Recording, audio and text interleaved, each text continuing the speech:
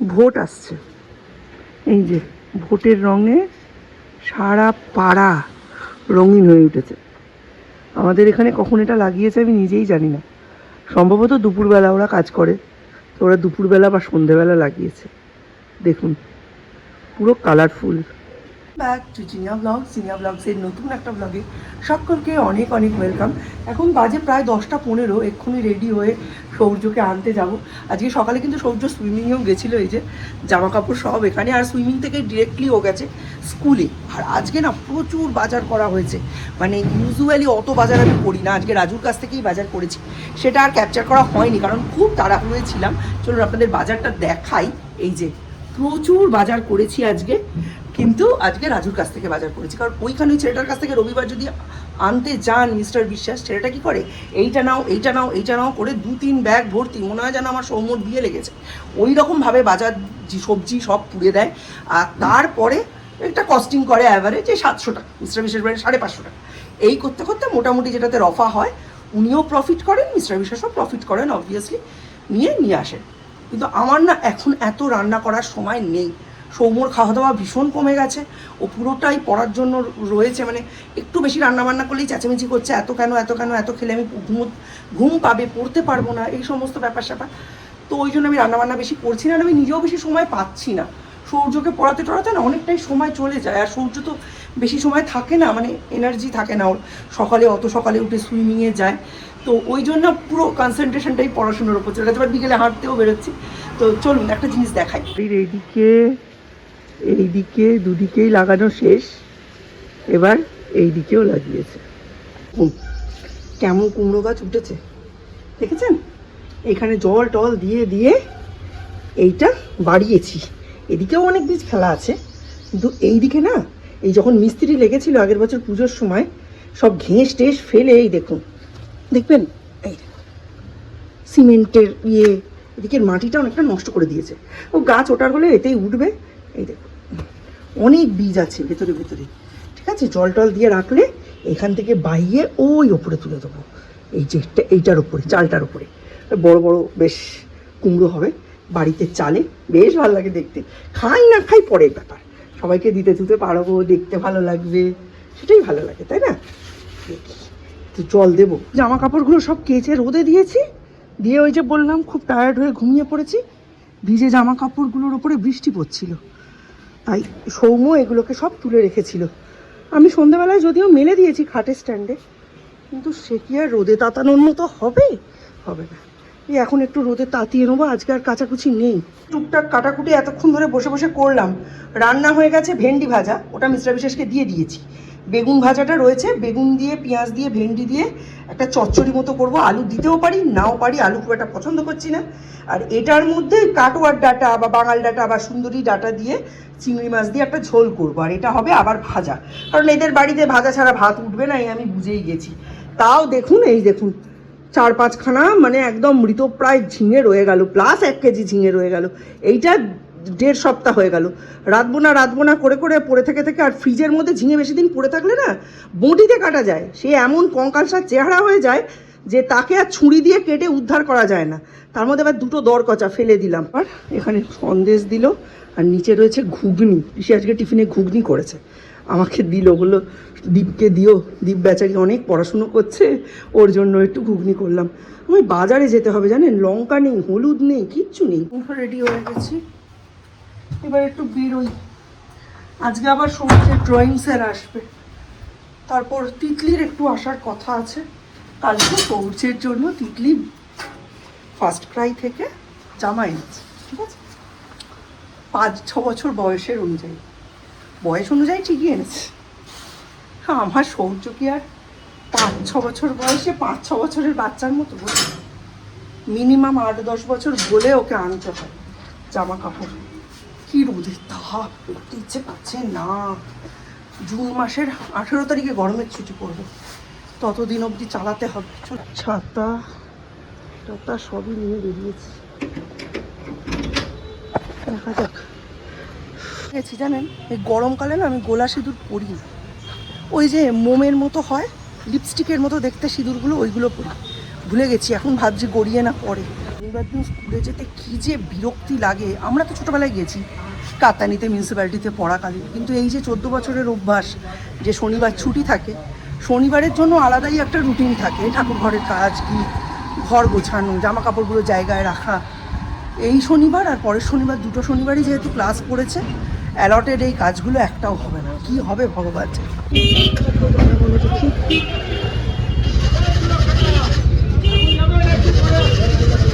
এই ওপার তো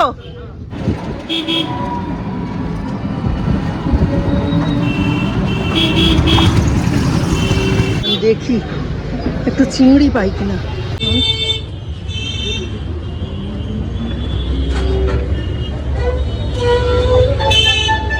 জায়গা বেরিয়েছে।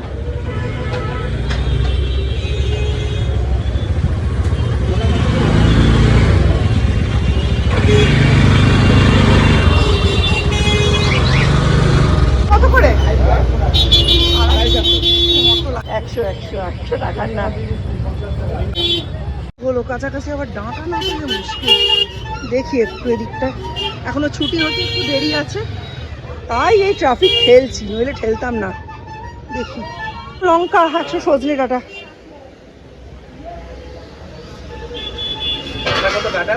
100, দুটো হবে মনে হয়, দুটো কি তিনটে দেখুন। আর 100 লঙ্কা। কেনাকাটি হয়ে গেল, এখনো দরজা খোলেনি। সাংঘাতিক রোদ আজকে, আবার আজকে নিচ্ছে আই কার্ড। আমার কি নেবে? না দেবো না, এগুলো বাদ। আর একটাই কথা, নিজেদের পড়াশোনা লেখাপড়া করে আড্ডা মারে কোনো অসুবিধা নেই, আমি তো ওঠেনি এক্সট্রা ক্লাসে। এইটাই একটা মানসিক শান্তি যে যা লিখছে ক্লাসে।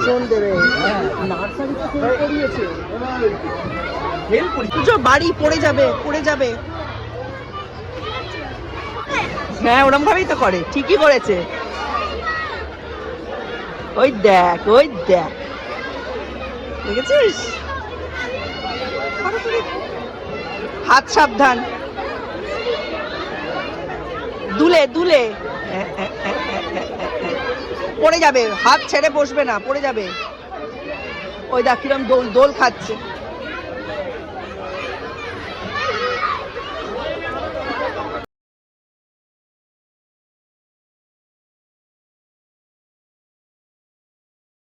পেরেন্টস ডে ওই যে বলে দিয়েছে, বলছে তোমার গ্র্যান্ড প্যারেন্টস এর নাম বলো, বলেছে আম্মা বোস আর দাদা বোস।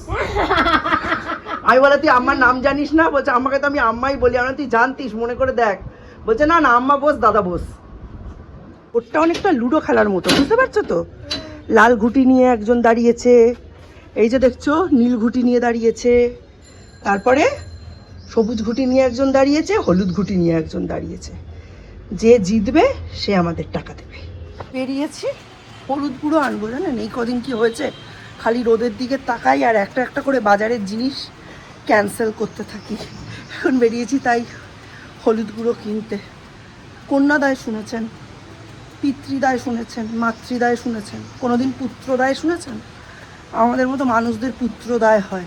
মেয়ের বাবা মেয়েকে শিখিয়ে পড়িয়ে মানুষ করে, বিয়ে না হওয়া অবধি, বিয়ের সময় তার হচ্ছে কন্যাদায়। বাবা মার কাজ, শেষ কাজ, মাতৃদায় পিতৃদায়। আর এই সব কিছু করতে করতে মানুষ ভুলে যায় মানুষের পুত্রদায়ও হয়। মেয়ে মানুষ রোজগার করতে শিখলেও বিয়ে দেওয়ার জন্য যেমন মা বাবার কন্যাদায় হয়, তেমনি ছেলেরা যতদিন না নিজের পায়ে দাঁড়াবে ততদিন ছেলেদের পেছনে পেট্রোল ডিজেলের মতো যে টাকা ঢালতে হবে, এটা হচ্ছে পুত্রদায়। ঠিক আছে? যে এখানে জামা কাপড় সব কাচতে দিয়ে দিয়েছি, এই যে এর মধ্যে সব জামা কাপড়, প্লাস আমার দুটো তরকারি রান্না করে হয়েও গেছে। বাকি যেটা রয়েছে সেটা হচ্ছে মাছের ঝোল, ওটা এসে করবো। বিশ্বাস আলু বেগুন ভেন্ডি দিয়ে একটা চচ্চড়ি পেঁয়াজ দিয়ে করে দিয়েছি, ওই চচ্চড়ি আর স্যালাড নিয়ে গেছেন। স্যালাডে দিয়েছি হচ্ছে ছোলা, শশা, পেঁয়াজ, টমেটো, গাজর, আর খুব ফিলিং হয়েছে। আর বাড়ি থেকে খেয়ে গেলেন হচ্ছে ছাতু, মুড়ি, দই ছিল নববর্ষে, ওটা দিয়ে দিয়েছি। এবারে নববর্ষে যা জম্পেশ আমাদের খাওয়া দাওয়া হয়েছে, খুব ভালো। কিন্তু ওই মন মেজাজ একটু খারাপ। 21 তারিখে আমার সেই বন্ধুর মানে বান্ধবীর হাজব্যান্ডের হচ্ছে কাজ, নিয়মভঙ্গ, আমাদের নিমন্ত্রণ করেছেন। আমার তো একদমই যাওয়ার ইচ্ছে নেই। সৌম্য হয়তো যেত, আস্তে আস্তে এইসব যাওয়া টাওয়াগুলো আমি ছেড়েই দেবো। কিন্তু যাই হোক, ওকে বললাম, ও বলছে আসবি, তুই আসবি। আমরা সব বন্ধুবান্ধবরা একসাথে হব, তাপস তো ওইভাবেই আমাদের এক করে দিয়ে গেছে।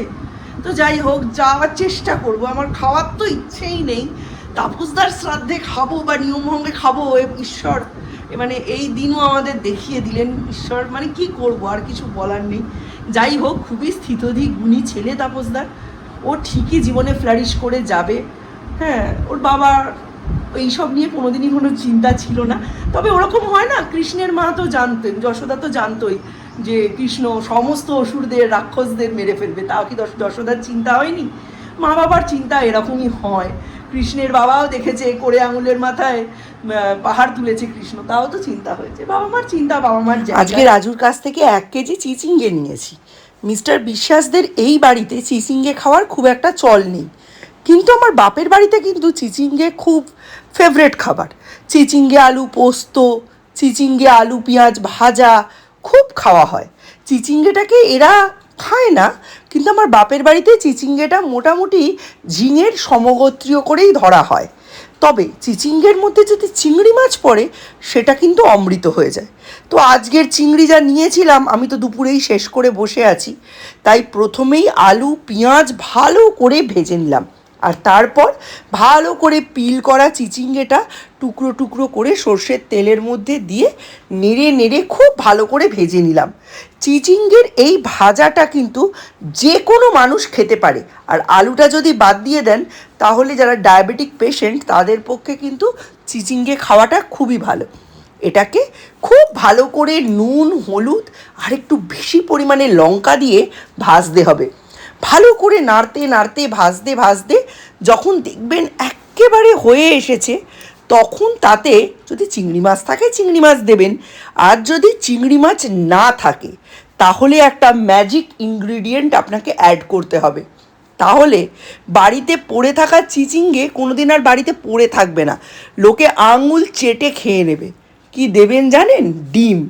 মাথা পিছু একটা করে ডিম এর মধ্যে দিয়ে দেবেন ভেঙে, তারপর সেটা হালকা হাতে নাড়তে থাকবেন। স্ক্রাম্বলড এগের মতো হবে, আবার চিচিঙ্গে থেকে বেঁচে যাওয়া যে জলটা বেরিয়ে আসবে সেটাও এই ডিমটা শোষণ করে নেবে। তারপর ভালো করে এটা ভাজতে থাকবেন। নামানোর একটু আগে আরও একটা সেকেন্ড ম্যাজিক এলিমেন্ট এর মধ্যে অ্যাড করতে হবে, সেটা হচ্ছে ম্যাগির মশলা। এই ম্যাগির মশলাটা কিন্তু লুজও কিনতে পাওয়া যায়, তবে সৌর্য যেহেতু ম্যাগিতে মশলা খুব একটা খায় না, তাই আমার হাফ প্যাকেট মতো থেকেই যায়, সেটাই আমি অ্যাড করেছি। একদিন এরম করে আমায় জানাবেন।